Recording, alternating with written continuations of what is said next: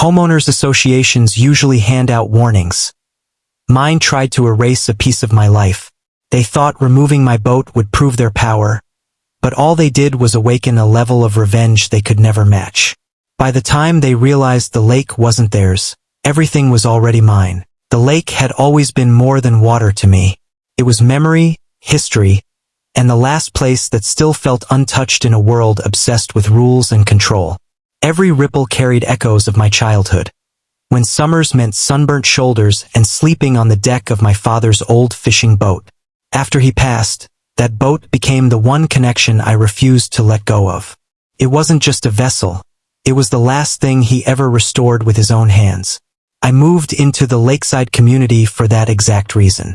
The HOA seemed harmless enough at first, just neatly dressed board members who cared more about flower beds than actual problems. They talked endlessly about aesthetic harmony, community standards, and property value preservation. None of their concerns affected me. All I needed was the quiet, the lake, and enough space to dock the boat my father left behind. For the first few months, everything was peaceful. The lake shimmered every morning with a glass-like reflection, disturbed only by the occasional bird skimming across the water. I worked long hours, returned home exhausted, and found comfort simply looking out the window at that boat tied to my small wooden dock. It was a constant reminder that I still had something that mattered. But peace rarely survives long in communities obsessed with control. The first sign came in the form of a bright orange violation notice stuck to my front door. It screamed with bold letters accusing my boat of being unsightly. That word hit me harder than the threat of fines. Unsightly? A boat restored by my father's hands? A boat that had floated through storms, mornings, summers, and memories? A boat that meant more to me than any pristine lawn or overpriced mailbox. Still, I tried to ignore it. Maybe it was a mistake. Maybe they didn't understand. Maybe a quiet conversation could resolve it. But the notices didn't stop. They multiplied. They escalated. They shifted from unsightly to unauthorized watercraft, suggesting that my boat violated some newly approved rule. A rule I never voted on. A rule conveniently introduced after a new HOA president took charge. Someone who clearly detested anything that did not fit her rigid views of perfection. Soon, the board began sending photos taken from the shoreline, documenting violations from every angle. Someone had walked onto my property to take them. Trespassing was the least of their concerns. They wanted compliance. I could feel the shift in the community too. Neighbors who used to wave now avoided eye contact, nervously glancing at my dock as if the boat itself was a symbol of rebellion they didn't want to be associated with. The HOA had a way of making people fear stepping outside the lines. Then came the letter that changed everything. The envelope was heavier than usual, thick with printed policies and highlighted sections. Inside was an official ultimatum. Remove my boat within 10 days or face compounding daily fines, property liens, and possible legal action. They framed it as community protection. I knew better. This was personal. This was control. And they underestimated how deeply rooted I was in that lake. The anger didn't come quickly. It built slowly, layer by layer. First, it was disbelief, then frustration, then a deep, internal burn that settled behind my ribs. They wanted to take the one connection I still had with my father. They wanted to erase something that didn't conform to their obsession with uniformity. They wanted power, total power, over what was mine. 10 days passed. I didn't move the boat. The fines began. Letters piled up. They tried to issue a lien. They sent security to inspect my shoreline. They attempted to intimidate me using all the tools HOAs rely on: fear, pressure, and constant harassment. But I refused to budge, and that refusal only enraged them more. Then, without warning, the HOA president showed up on my dock with a clipboard, a camera, and a smugness that could poison the air. She paced the dock like she owned the place, scribbling notes and taking pictures of every inch of my boat as if she were documenting a crime scene. The audacity was more invasive than anything I had ever encountered. When she finished her little inspection, she left a final notice taped to my dock post. A notice that stated the HOA board had voted to take further action if the boat remained. Further action. Those two words lingered in the air like smoke after a wildfire. I didn't sleep much that night, not because of fear, but because I was tired of being pushed. Tired of being bullied by people who believed their laminated rulebooks made them untouchable. Tired of communities where control mattered more than humanity. Around midnight, standing alone on the dock with the moon reflecting off the water, something clicked inside me. A realization simple but powerful. The HOA only controlled the neighborhood, not the lake.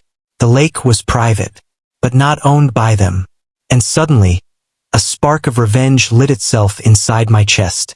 If they wanted to control the shoreline, if they wanted to dictate what floated on the water, if they wanted to make my life miserable over land that wasn't even theirs, then maybe it was time to change who the lake answered to.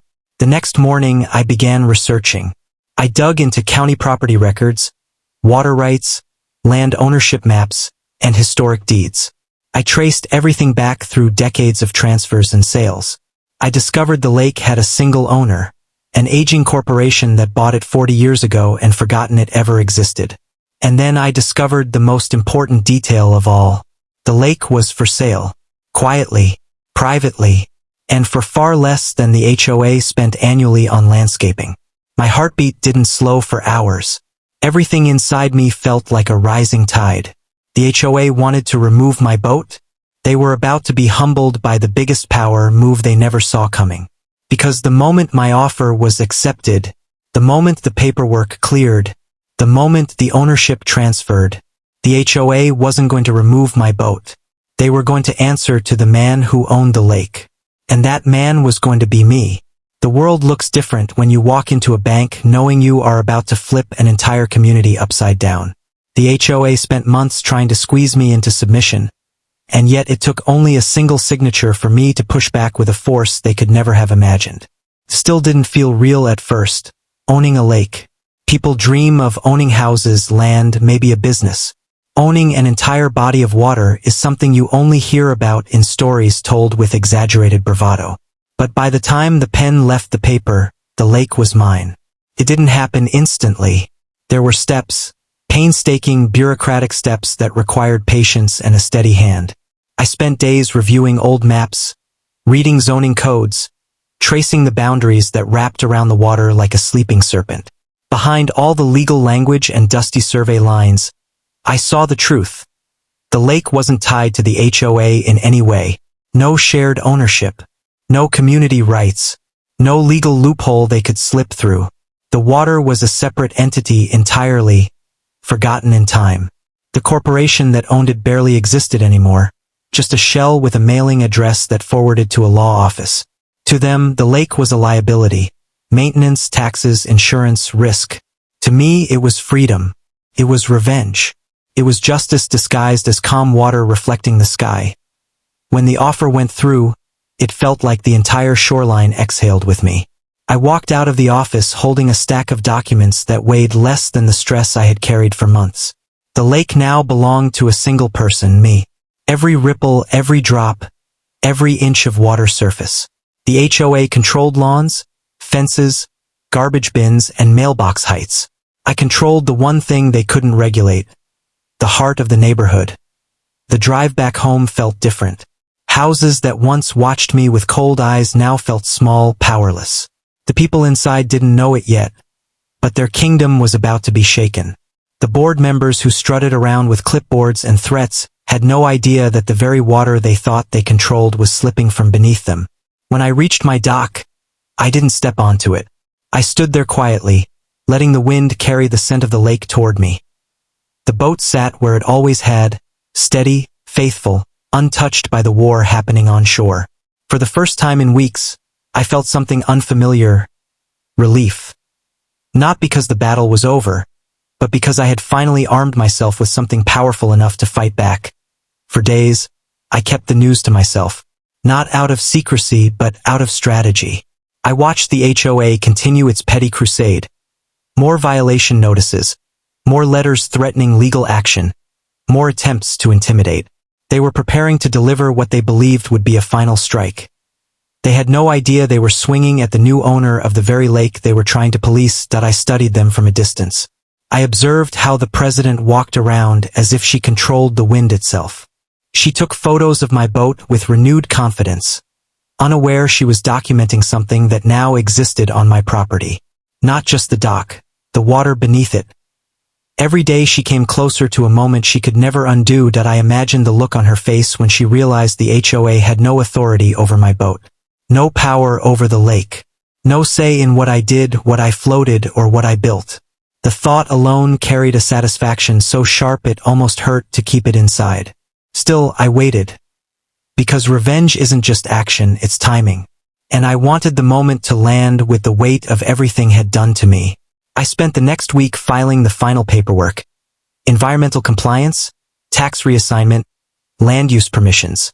Being thorough wasn't optional, it was essential. I made sure every legal angle was covered, every detail locked into place, every page stamped with authority. I wasn't giving the HOA even a whisper of leverage.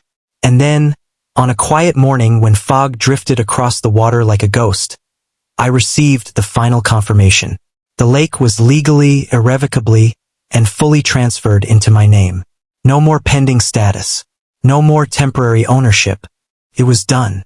The moment the email arrived, the first thing I did was step outside and walk straight to the end of my dock.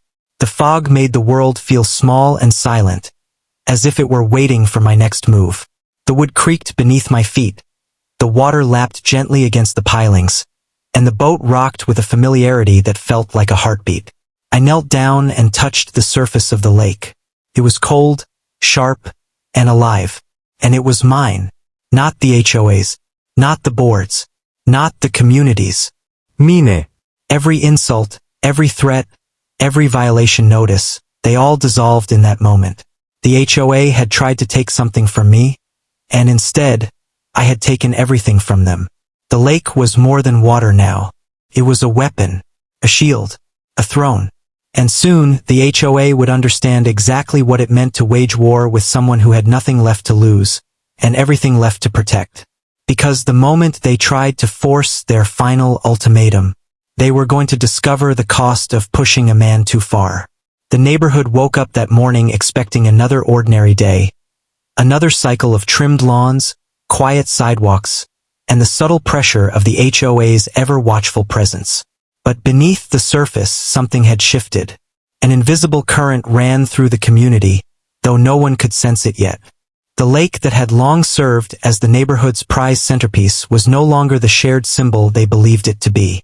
It was no longer theirs to observe, control, or restrict. The sun climbed the sky with an almost theatrical brightness, casting a wide reflection across the water. The lake looked different, even though nothing about it had physically changed. Maybe it was the silence. Maybe it was the stillness. Or maybe it was simply the knowledge, known only to one person, that the HOA's reign was about to crack. The board members moved with their usual self-importance that morning. The HOA president walked her rigid path along the shoreline, clipboard clutched tightly, posture stiff with authority she believed unchallenged.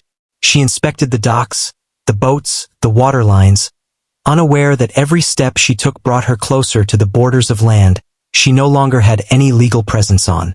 Behind her trailed two other board members, eager to impress, ready to enforce rules they didn't fully understand. In their minds, the lake remained part of the association's domain. The boat tied to the dock was still a violation. The dock was still out of compliance. And the man who owned them was still, in their eyes, a stubborn resident who refused to obey. Across the water, the boat rocked gently against its line. It had stood untouched for days, a quiet rebellion against the mounting pressure. The HOA viewed it as a symbol of defiance. To the owner, it was a reminder that he now had something far more powerful than compliance. Control.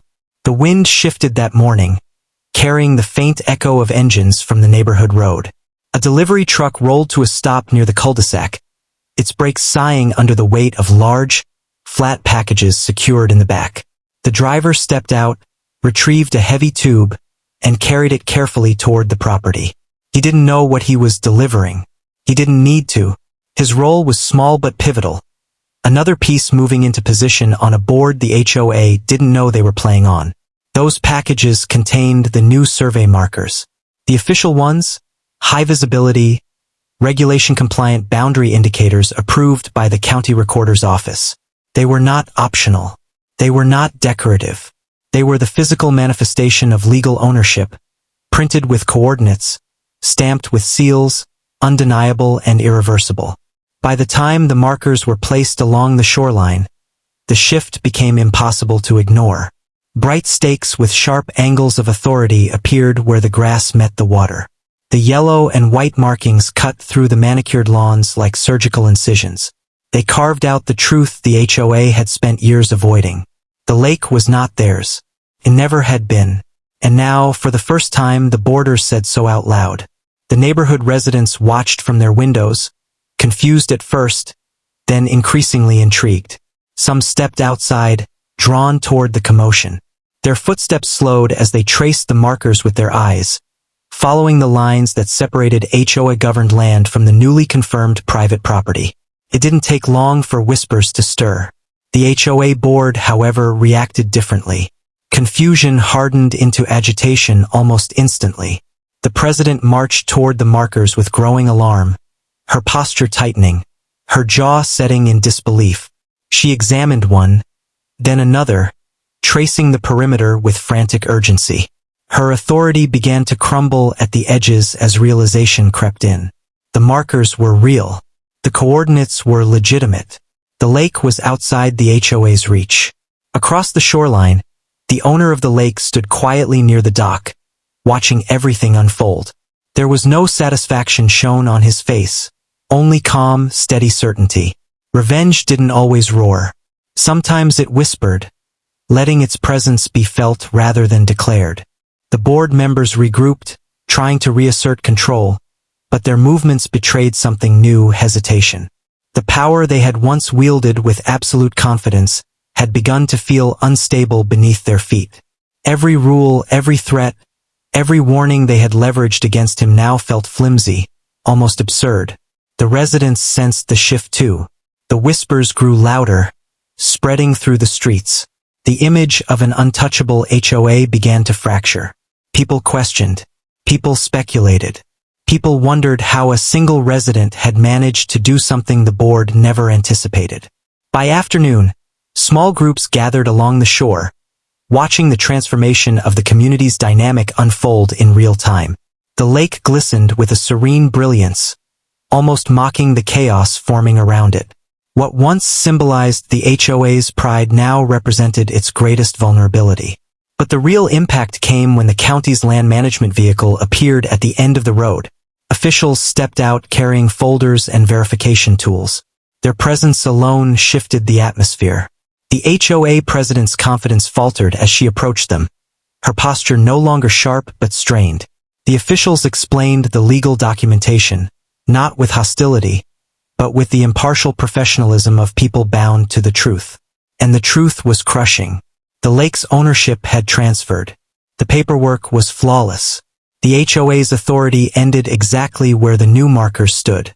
As the officials walked the perimeter, confirming each border stake with GPS coordinates, the board members grew silent.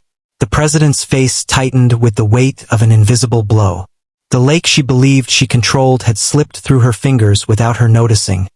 And it wasn't just the lake. It was her power, her influence, her identity within the community.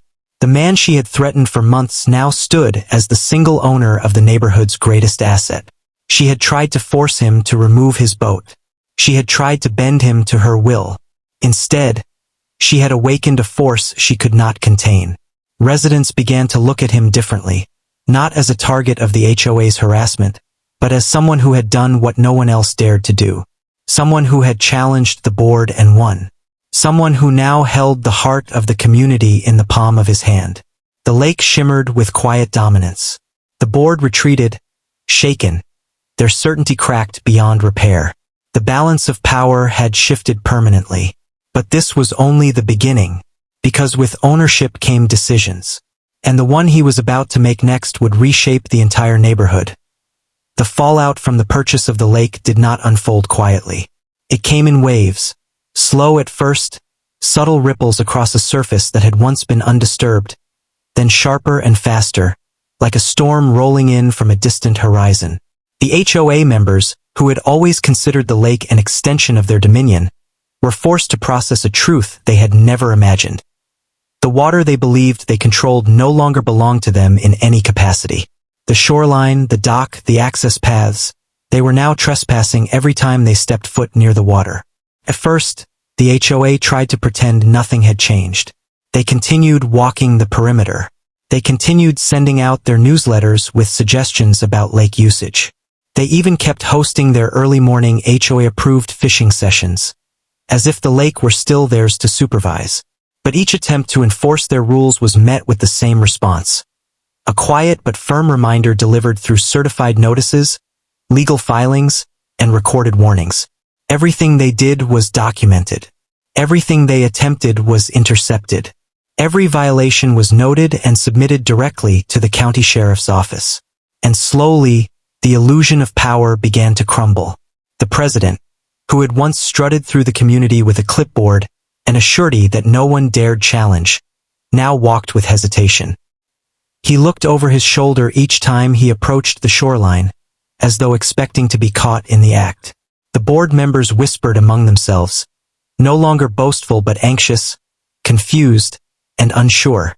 They held emergency meetings they assumed were private, unaware that the bylaws required those meetings to be recorded, and that the recordings were now public record. Every attempt they made to reclaim authority only dug their hole deeper. In the weeks that followed, the shift in atmosphere was unmistakable. Neighbors who once defended the HOA with blind loyalty began to question its decisions. Families who simply wanted peace resented being dragged into unnecessary conflict. Even those who once benefited from the HOA's favoritism could not deny the change. The board had been reckless, arrogant, and outplayed by someone who understood the law far better than they ever anticipated. But the final turning point came when they tried to impose a new lake access fine, an attempt to charge residents for walking near the water, even though they legally had no right to regulate the lake anymore. They sent out letters with threatening language, as though fear alone could restore the authority they had lost. What they didn't expect was that the new policy violated state property statutes. The moment the letters hit mailboxes, complaints poured into the county office. Within days, officials launched a review into the HOA's conduct. The investigation was not small. It stretched across months of HOA decisions, communications, financial records, enforcement actions, and committee behavior. Every questionable fine, every suspicious meeting, every potential misuse of funds was exposed and scrutinized. What the HOA believed would be a temporary inconvenience turned into a full-scale audit that no one on the board was prepared to weather.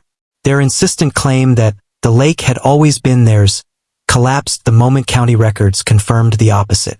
As the legal process grew heavier, more neighbors began to approach the water again, not defiantly but confidently. Children played along the shoreline without being ordered back inside. Boaters returned to their weekend trips, and no one from the HOA dared intervene. The sight of the once powerful board members avoiding the lake they had tried to control became a symbol of their downfall. But the HOA was not done making mistakes. When the county announced restrictions on the HOA's authority pending the investigation, the board panicked.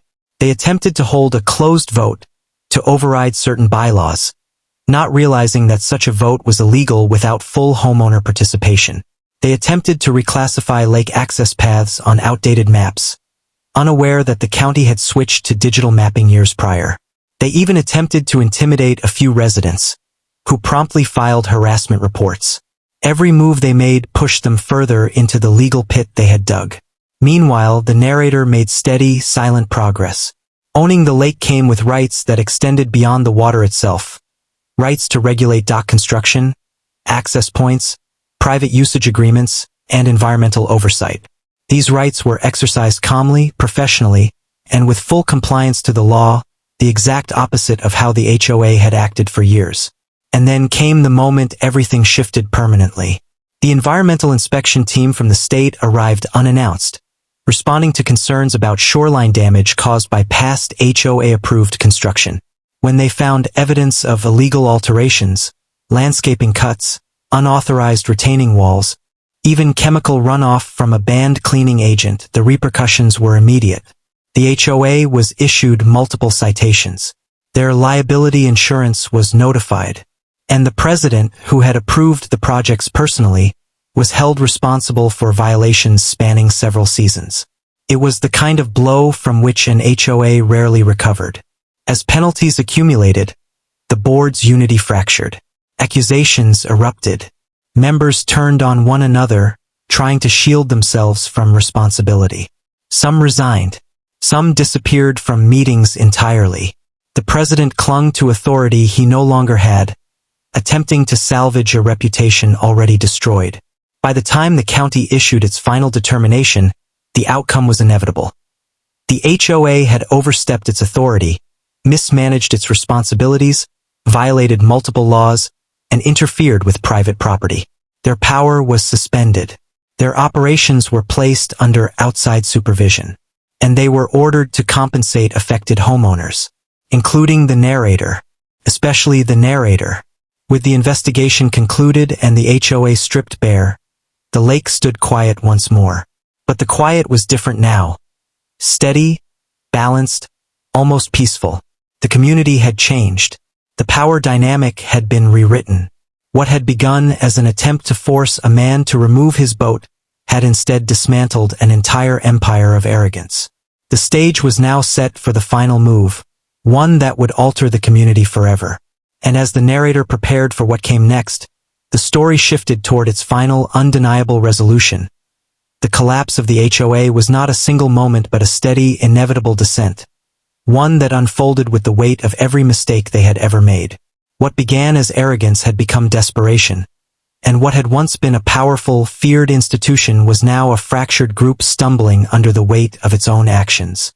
The board members who once patrolled the neighborhood with clipboards and smug certainty now avoided eye contact, avoided meetings, avoided each other. The lake, once the crown jewel of their imagined authority, had become the symbol of their downfall. Residents walked freely along its edge, enjoying peace the HOA had long denied them. The silence around the water was no longer tense. It was healing. A place that had once hosted petty conflicts and rule enforcement had become a quiet sanctuary. But behind the scenes, tensions were far from resolved. The county's oversight team continued its review, uncovering one violation after another. Records were disorganized. Meetings were improperly documented. Fines were inconsistently applied, and funds had been allocated in ways that raised more questions than answers. Each new finding chipped away at what little credibility the board had left. The president tried desperately to maintain control. He held impromptu gatherings in his driveway, attempted to rally what supporters he had left, and insisted the HOA was being unfairly targeted.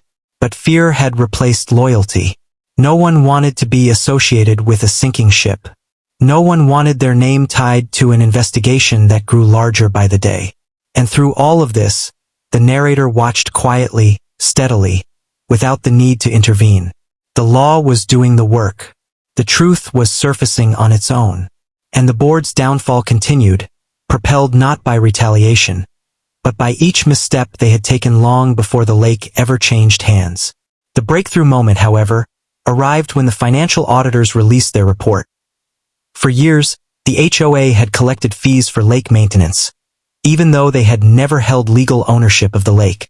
Tens of thousands had been spent on unauthorized projects, unnecessary landscaping, and questionable vendor contracts that seemed to benefit a select few. The records showed inconsistencies too large to ignore, patterns too suspicious to dismiss. What the president had once described as proper resource allocation now appeared as mismanagement at best and deliberate manipulation at worst. Residents who had once supported the HOA were furious. Meetings became battlegrounds. Voices were raised, fingers pointed, and former allies demanded accountability. The board scrambled to defend itself, but the evidence was too much. Each attempt at explanation was met with skepticism. Each excuse collapsed under scrutiny. The community demanded change. The county mandated it, and the president could no longer avoid the inevitable. When he tried to resign quietly, hoping to slip away before consequences caught up with him, the county halted the attempt. A formal hearing was scheduled, and he was required to attend. His name, once spoken with respect or fear, now carried a different tone, one of frustration, anger, and disappointment. Meanwhile, the narrator's position grew stronger. Owning the lake meant controlling access agreements, rental permits, and dock rights. The HOA had once tried to fine him for keeping a boat in the water. Now every resident who wanted lake access had to sign a usage contract that complied with the new legal structure. Fees were reasonable, clear, and reinvested directly into preserving the lake, something the HOA had never done. The difference was noticed immediately. The shoreline recovered from years of mismanagement. Birds returned. Water clarity improved. Families began spending time outdoors again. The sense of community that the HOA had always claimed to uphold finally became real, ironically only after the HOA had been stripped of its power. But the most dramatic shift came when the county announced its final review. The HOA, having violated multiple regulations, failed to maintain transparency, and misused funds, would be placed under long-term external supervision. Their authority was drastically reduced. Several bylaws were suspended, and the board members named in the audit, including the president, were barred from holding any HOA leadership roles for years. The boardroom that had once been a throne room for petty power seekers was now silent. The president faced additional legal examinations. The fines stacked up. His role in the unauthorized projects around the lake placed him under personal liability. His influence dissolved completely, leaving him exposed and isolated in a neighborhood that no longer respected him, no longer feared him, and no longer tolerated his rule. But the story wasn't over. As part of the county's corrective measures, the community had to undergo a restructuring process. They needed new leadership, new management protocols, and new financial oversight systems. And because the HOA no longer owned the lake or any access to it, they were required to establish a rental agreement for the shoreline paths that crossed the narrator's property. The irony was poetic. The same board that had once sent threatening letters about boat storage was now negotiating terms with the man they had tried to intimidate. Their new access fees, while modest, were still a necessary cost, just enough to ensure that maintenance and environmental protections remained in place. The residents accepted it willingly. The HOA, however, had no choice, and as the negotiations began, it became crystal clear that the narrator held every advantage. The power dynamic had flipped completely. What the HOA once weaponized, rules, fines, threats, had all crumbled, leaving them exposed to the consequences of their own actions. By the time the agreement was finalized, the board's humiliation was complete. They had tried to force one man to remove his boat. He now owned the lake they depended on. Their pride had been replaced with obligation. Their control had been replaced with accountability. And their influence had been replaced with the simple truth that power, when abused, always collapses eventually. The restructuring of the neighborhood marked a turning point, but the true ending of the story arrived slowly, arriving with the certainty of a tide reclaiming the shore. What the HOA had lost was more than authority. They had lost the illusion that their decisions were unquestionable. Their reign had collapsed under its own weight long before the county delivered its final conclusion. And now the final act of the lake saga, the act no one expected, was quietly taking shape. The narrator, having watched the audit unfold with measured patience, understood something that the HOA never had. Power meant nothing without responsibility. Ownership was not a trophy but a stewardship. And as the community looked toward a future without the fear of unreasonable fines or petty enforcers, the narrator began to build a new vision for the lake. One based not on punishment, but on stability and fairness. It began with a restoration project. The shoreline that had been neglected under HOA rule needed care. Erosion barriers were repaired. Native plants were reintroduced along the water's edge, replacing the sterile, decorative landscaping the HOA once insisted upon. Old, rusted signage was removed and replaced with markings that respected both the land and the people who used it. The lake began to breathe again, freed from years of forced control. Residents noticed the change almost immediately. Families began gathering along the water for calm evenings. Fishermen returned to their weekend routines. Kayakers drifted across the calm surface in early morning mist. The atmosphere that had once been tense became serene once more. But the HOA, the remnants of it, could not ignore the one final chapter awaiting them. Their financial penalties had drained their reserves. Their leadership was shattered. The new county-appointed manager kept strict oversight, eliminating the board's ability to hide behind closed-door decisions. Every action required transparency, documentation, and accountability. The HOA had been reduced from a force of intimidation to a quiet administrative body, that too only functioning through supervised authority. Yet the president's final hearing remained. It was the last piece of unfinished business, and it carried the echoes of every misstep he had made since the beginning. He entered the county building with shoulders slumped, no longer carrying the posture of a man who once ruled a neighborhood with threats and fines. The confidence that once defined him had eroded as completely as the shoreline he unlawfully altered. The hearing was thorough. Evidence was presented with calm precision. The unauthorized shoreline construction, the misallocated funds, the violations of environmental law, the attempts to impose rules over property the HOA did not own, and the documented harassment of homeowners. Each point was laid out clearly, piece by piece, like layers of sediment revealing the history of a lakebed. The final verdict was decisive. He was barred from serving on any regulated board for years. Personal fines were levied. His actions were documented into the public record. In the eyes of the county, he had not simply made errors.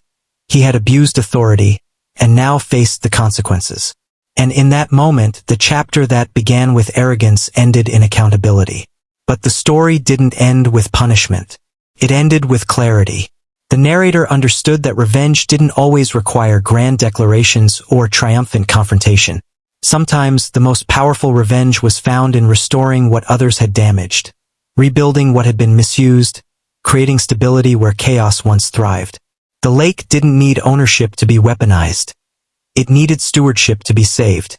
As the months passed, the community adjusted to the new order. The narrator established a yearly lake stewardship plan that prioritized conservation, access fairness, and open communication. Residents signed usage agreements not out of fear but cooperation. The lake became a shared treasure rather than a contested resource. And the narrator maintained his rights quietly, firmly, and professionally, never abusing the ownership the way the HOA once abused its authority. The former president, who now lived quietly on the far side of the neighborhood, avoided the shoreline entirely. The lake that once symbolized his control had become a mirror of his downfall. He watched from a distance as families enjoyed the space he once tried to command, knowing he could never return to the role he had lost. The final moment of resolution came quietly one evening, at the edge of the water. The narrator stood at the dock, gazing across the still surface that reflected the sky like glass.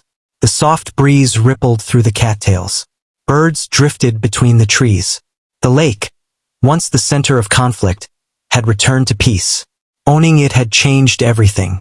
But more importantly, protecting it had restored balance to the community. The HOA had tried to force one man to remove his boat. They tried to use rules, intimidation, and authority that was never truly theirs. They believed no one would challenge them. But their actions had been seen, recorded, countered, and ultimately overturned by the very laws they ignored. The narrator had not only defended himself, he had changed the direction of the entire neighborhood. The lake glistened under the evening sky, quiet and calm, no longer a battlefield. And in that stillness, the story found its ending. A reminder that those who misuse power eventually drown in their own decisions. And those who stand firm, steady, and patient rise above them, unchallenged, unshaken, and undeniably victorious.